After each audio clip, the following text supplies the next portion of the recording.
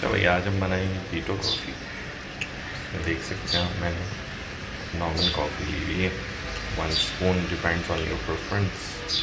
इसमें हम ऐड करेंगे अभी गर्म पानी। अच्छा, पानी मैंने डाला है 1/2 कप तकरीबन, बस बनाना है वैसे। आधा कप ब्लैक कॉफ़ी बनेगी, नो शुगर ऑब्वियसली। बस ये बन गई। आप इसको थोड़ी देर कवर करके रख दीजिए।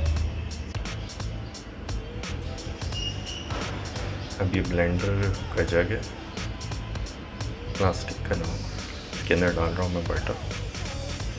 ये 1/2 टेबल स्पून है।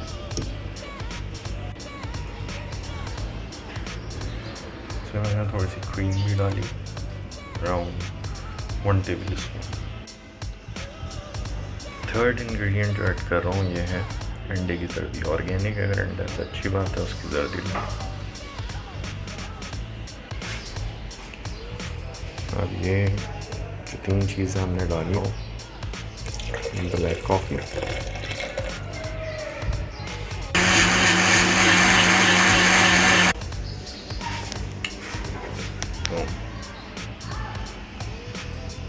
और कीटो कॉफ़ी इज़ रेडी।